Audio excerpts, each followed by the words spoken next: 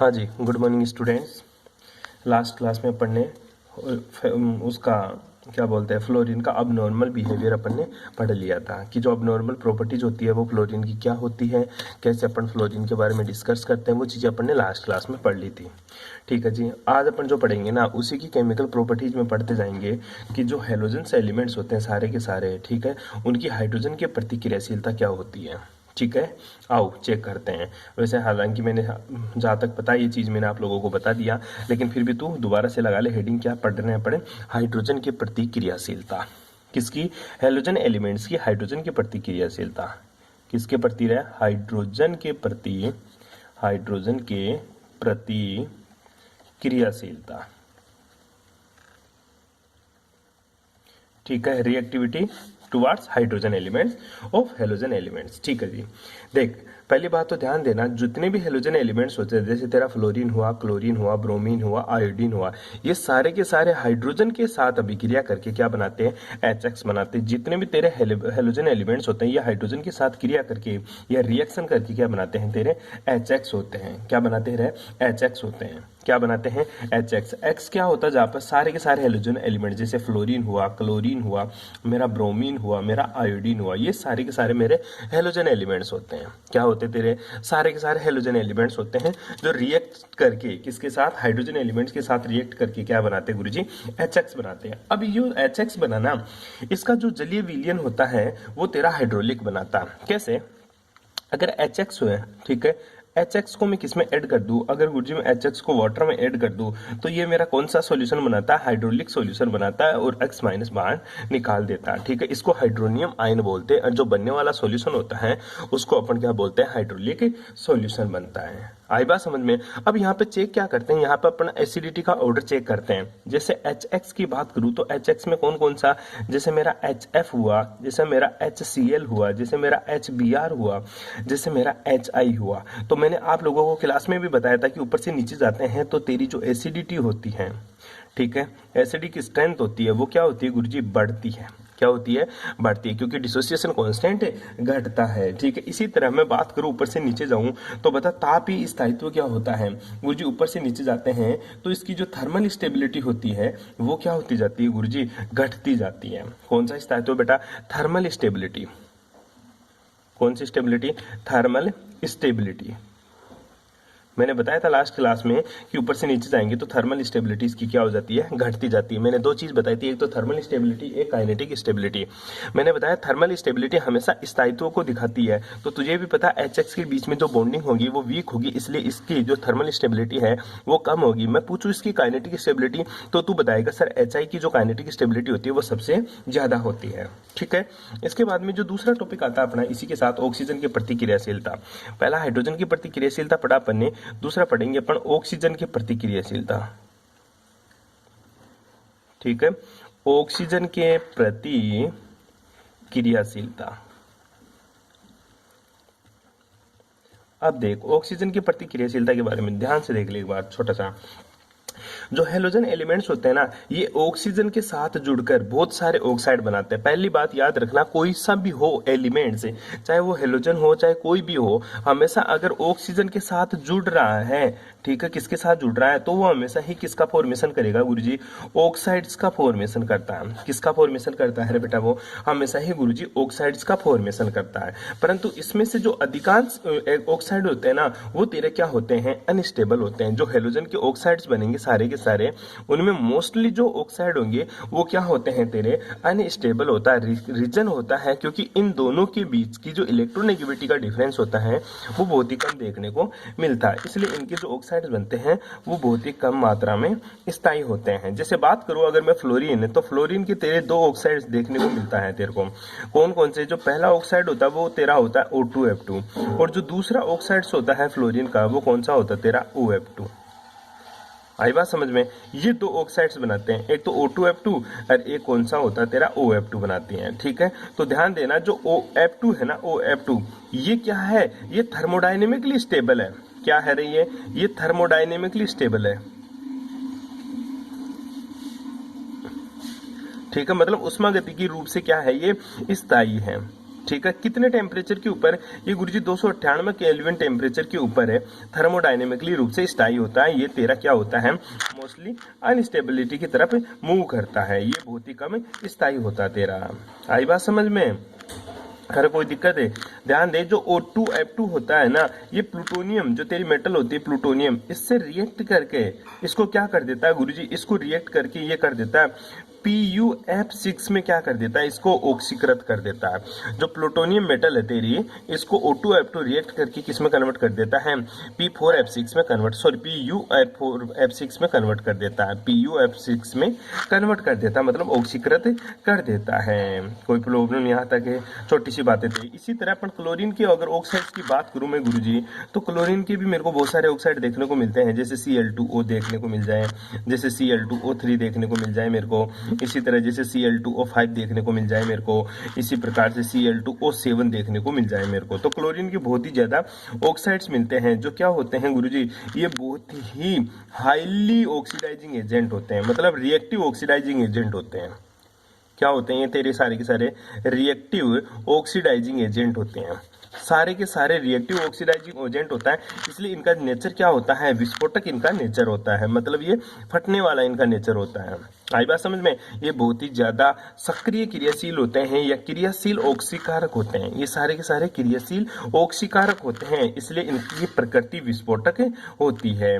यहाँ तक तुझे पता ही होगा कि जो सेरा Cl2O है, ठीक है, ClO2 का जो उपयोग करते हैं अपन, वो कागज की लुगदी बनाने में किया करते हैं अपन, ठीक है, वस्त्रों को विरंजनीकरण करने में इसका उपयोग करते हैं, पानी को पीने के पानी के शुद्धिकरण में इसका यूज करते हैं। याद रख लेना, इसके जो यूजेज है वो जरूर आप बुक से पढ़ोगे। Cl2 का यूज होता है बहुत सारे कागज की जो लब्धि प्राप्त करते हैं अपन, वस्त्रों के विरंजनीकरण, मतलब जो वस्त्र होते हैं उनका रंग उड़ाने के लिए अपन इसका उपयोग करते हैं। इसी प्रकार पानी को प्योर करने के लिए भी अपन Cl2 का यूज करते हैं जी। कोई प्रॉब्लम? ठीक है। इसी प्रकार आयोडीन की अगर ऑक्साइड्स की बात करूं, तो आयोडीन का एक फेमर ऑक्साइड होता है तेरा Fi2O5, ठीक है, ये फेमिलर होता है। इसका मतलब ये होता है गुरुजी, ये बहुत ही अच्छा ऑक्सीकारक होता है। क्या होता है? अच्छा ऑक्सीकारक होता है, मस्त वाला ऑक्सीकारक होता है, मतलब बहुत अच्छी वाली रिएक्शन देता है। इसका उपयोग अपन किसमें करते हैं? इसका उपयोग अपन करते हैं बेटा कार्बन मोनोऑक्साइड्स के आकलन में इसका उपयोग किया जाता है। मैं पूछूं कि मेरे एनवायरनमेंट में कार्बन मोनोऑक्साइड की क्वांटिटी कितनी है, इसका निर्धारण करने के लिए अपन I2O5 का यूज करते हैं। तो ये बातें छोटी छोटी दी जो यूजेज अपन ने इसमें पढ़े हैं, कोई काम की चीज तो है नहीं। काम की चीज तो ये है आपका कि पता होना चाहिए कि एसिडिटी का ऑर्डर क्या होता है, थर्मल स्टेबिलिटी का ऑर्डर क्या होता है। दूसरा आपको ध्यान में रखना है कि जितने भी ऑक्साइड्स होते हैं, चाहे फ्लोरीन के हो, चाहे क्लोरीन के हो, चाहे आयोडीन के, ये सारे के सारे जो ऑक्साइड होते हैं, इनके सभी के ऑक्साइड किस नेचर के होते हैं? ये सारे के सारे गुरुजी ऑक्साइड हमेशा ऑक्सीडाइजिंग एजेंट होते हैं। तेरे को पता ही है, फ्लोरीन सबसे ज्यादा ऑक्सीडाइजिंग एजेंट होता है, ऊपर से नीचे जाते हैं। आपको पता ही होगा, अपन आवर्त सारणी में वो इलेक्ट्रोकेमिकल सीरीज में बात करें तो पता है लिथियम की जो रिडक्शन पावर होती है वो सबसे ज्यादा होती है। इसी प्रकार ऑक्सीडाइजिंग पावर सबसे ज्यादा फ्लोरीन की होती है, नीचे वाले की। और याद करो, मैंने बीच बीच में ऐसे घुसाया था, यहाँ पे फ्लोरीन हुआ, यहाँ पे तेरा क्लोरीन हुआ, यहाँ पे तेरा ब्रोमीन हुआ, यहाँ पे तेरा आयोडीन हुआ, तो ये सारे के सारे नीचे ही नीचे हैं। तो इनकी जो ऑक्सीडाइजिंग पावर होती है वो सबसे ज्यादा होती है, इसलिए इनका उपयोग मोस्टली अपन वहां करते हैं जहां पे कोई किसी का अपन को ऑक्सीकारक करवाना हो, ऑक्सीकरण करना हो किसी का। जैसे अपने प्लूटोनियम मेटल की बात करी तो ये PuF6 में इसको कन्वर्ट कर देता है। ये छोटी छोटी बातें थी जी, इसमें ऐसा कुछ नहीं है जो आप नहीं कर सकते, कर लोगे ऐसी चीज। सिंपल सी बातें बताई मैंने, अभी तक कोई ज्यादा खास बात भी नहीं बताई। आगे देखिएगा, आगे बात करते हैं धातुओं की प्रतिक्रियाशीलता। 2 पॉइंट पढ़ लिए अपन, तीसरे पॉइंट की बात करूं तो तेरा तीसरा पॉइंट है जी धातुओं की प्रतिक्रियाशीलता। किसकी प्रतिक्रियाशीलता? धातुओं की प्रतिक्रियाशीलता।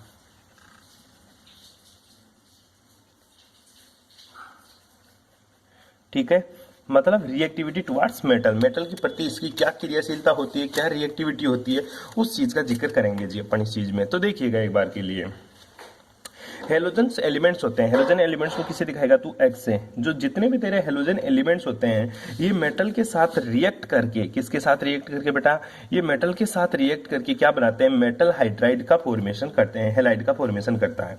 किसका फॉर्मेशन करेगा? मेटल हेलाइड का फॉर्मेशन करता है। फॉर एग्जाम्पल, अगर मैं मैग्नीशियम मेटल की रिएक्शन किससे करवा दूं? अगर मैं मैग्नीशियम मेटल की रिएक्शन Br2 से करवा दूं तो मेरा जो प्रोडक्ट बनेगा इसको थर्मल, तो ये बन जाएगा मेरा MgBr2।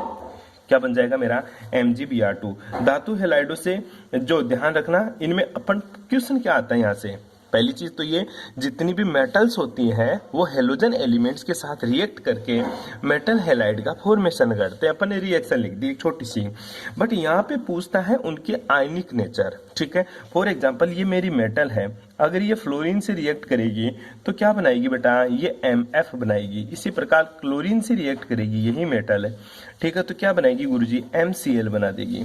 इसी प्रकार यही मेटल मेरी किससे रिएक्ट करे, ब्रोमीन से, तो क्या बनाएगी, MBr।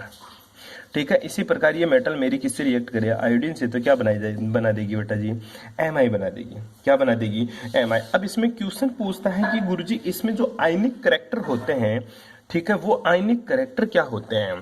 तो ध्यान देना बेटा, ऊपर से नीचे जाते हैं तो इसके जो आयनिक कैरेक्टर होता है, ठीक है, आयनिक नेचर होता है, जो आयनिक कैरेक्टर होता है, ठीक है, उसका मान क्या होता जाता है गुरुजी, घटता जाता है। क्या होता है बेटा, ऊपर से नीचे जाते हैं तो आयनिक नेचर का मान घटता है, आयनिक कैरेक्टर का मान घटता है। ऐसा इसलिए होता है क्योंकि आयोडीन की इलेक्ट्रॉन डेंसिटी, क्यों, इतना सा याद रख ले, आयोडीन की जो इलेक्ट्रोनेगेटिविटी होती है वो फ्लोरीन से कम होती है, क्योंकि ऊपर से नीचे जाते हैं तो इलेक्ट्रोनेगेटिविटी का मान घटता है। अगर इलेक्ट्रोनेगेटिविटी का मान घटेगा तो आयोडीन कम इलेक्ट्रॉन खींच पाएगा मेटल से, कंपेयर टू आयोडीन से फ्लोरीन ज्यादा खींच पाता है मेटल से, क्योंकि फ्लोरीन की इलेक्ट्रोनेगेटिविटी ज्यादा होती है तो फ्लोरीन बहुत ही ज्यादा इलेक्ट्रॉन डेंसिटी खींचता है मेटल से, इसलिए इसमें सबसे ज्यादा आयनिक कैरेक्टर देखने को मिलते हैं अपन को। कोई दिक्कत रहे, अरे कोई प्रॉब्लम। अब तीसरा तो कर लिया, अब चौथा जो इसका पॉइंट आता है बेटा वो बहुत ही इंटरेस्टिंग पॉइंट आता है, क्या, धातुओं के प्रति क्रियाशीलता। अब हेलाइडों के प्रति क्रियाशीलता, किसके प्रति क्रियाशीलता, अन्य हेलाइडों के प्रति क्रियाशीलता, अन्य हेलाइडों के प्रति क्रियाशीलता, अन्य हेलाइडों के प्रति क्रियाशीलता। इसका मतलब हुआ क्या, अन्य हेलाइड का मतलब क्या हुआ, देख अपन ने हर जगह हर टॉपिक पढ़ा, ठीक है, हर एलिमेंट्स पढ़ा, उसके बारे में अपन ने ये 4-5 टॉपिक की डिस्कस करे, हाइड्रोजन के प्रति क्रियाशीलता, ऑक्सीजन के प्रति क्रियाशीलता, धातुओं के प्रति क्रियाशीलता और हेलाइडों के प्रति क्रियाशीलता। बेटा ये 4 पॉइंट हमेशा हर चीज में अपन ने पढ़ा, ठीक है। तो ये खुद हेलाइड है, ठीक है, खुद हेलाइड है, तो खुद हेलाइड की दूसरे हेलाइड के साथ क्रियाशीलता क्या होती है, बस वही चीज अपन को पढ़नी होती है। जैसे फॉर एग्जांपल मैं बात करूं, x डेज बन जाएगा तेरा, ठीक है, जैसे x डेज 3 बन जाएगा, x डेज 5 बन जाएगा, ये तेरे हेलाइड बनेंगे। ये तो मान ले पहला हेलाइड, तो ये दूसरा हेलाइड मिलेगा आपको। मान लिया अगर ये फ्लोरीन है तो ये क्लोरीन होगा, ये ब्रोमीन है तो ये आयोडीन होगा, ये आयोडीन है तो ये क्लोरीन होगा या ब्रोमीन होगा, मतलब खुद नहीं हो सकता। इसलिए बोलते हैं एक हेलाइड की अपने ही वर्ग के दूसरे हेलाइड के साथ क्या रिएक्टिविटी होती है, इस चीज का डिस्कस अपन इस टॉपिक में करते हैं। लेकिन ये चीज है ना, इनको इंटर हेलोजन कंपाउंड्स बोलते हैं अपन। क्या बोलते हैं इन सबको, इंटर हेलोजन कंपाउंड्स। क्या बोलेगा तो इसको इंटर हेलोजन कंपाउंड्स। जो इंटर हेलोजन कंपाउंड्स होते हैं, अंतः हेलोजन कंपाउंड्स, जो अंतः हेलोजन कंपाउंड्स में 2 हेलोजन एलिमेंट्स होते हैं, वो दोनों एक दूसरे से अलग होते हैं। इनको अलग से पढ़ा करते हैं, लेकिन अब की बार आपके सिलेबस से इस चीज को हटा चुके हैं वो, तो आपको थोड़ा सा इसका ब्रीफली नॉलेज होना चाहिए कि क्या होता है। अब ध्यान देना, इसका एक मोटी सी बात यह है कि जो पहला एक्स है ना, ये जो पहला एक्स है, ठीक है, जो शुरू वाला एक्स दे रखा है, ये एक्स गुरुजी क्या होना चाहिए मेरा, ये हमेशा ही बड़े आकार का हेलोजन होना चाहिए। इसका जो साइज होता है ना, वो क्या होना चाहिए, लार्ज साइज हेलाइड होना चाहिए। क्या होना चाहिए, लार्ज साइज हेलाइड। और जो एक्स डेज दे रखा है ना, एक्स डेज, ये स्मॉल साइज हेलाइड होना चाहिए। क्या होना चाहिए, स्मॉल साइज हेलाइड होना चाहिए। बस ये बात आप लोगों को ध्यान में रखनी होती है। कभी भी ध्यान रखना, पहला हेलाइड कभी भी छोटा नहीं होना चाहिए। फॉर एग्जांपल मैं बात करूं, जैसे इस हेलाइड को बनाने की कोशिश करूं तो ClF है। ध्यान दे, क्लोरीन का साइज फ्लोरीन की तुलना में ज्यादा होता है। पहले का आकार दूसरे के आकार की तुलना में छोटा होना चाहिए, सॉरी बड़ा होना चाहिए। क्लोरीन का साइज बड़ा होता है, फ्लोरीन का साइज छोटा होता है। तो एक्स कौन है, क्लोरीन, और एक्स डेज कौन है तेरा, फ्लोरीन। इसी तरह मैं दूसरा बात करूं, जैसे ClF3, ठीक है। इसी तरह मैं बात करूँ ClF5, इस तरह से तेरा हैलाइड बनते हैं। पहले का आकार हमेशा ही दूसरे से बड़ा होना चाहिए। इसी को अपन क्या बोलते हैं बेटा, इंटर हैलोजन कंपाउंड से। क्या बोलेगा इसी को तू, इंटर हैलोजन कंपाउंड। छोटी सी बात बताई मैंने आप लोगों को, कर लेगा। ठीक है, तो छोटा सा क्वेश्चन लिख ले, एक छोटा सा क्वेश्चन तेरे को करना है। क्वेश्चन क्या है, आबंद वियोजन एंथैल्पी, इलेक्ट्रॉन बंदी एंथैल्पी, ये क्या है, ये इलेक्ट्रॉन गेन एंथैल्पी।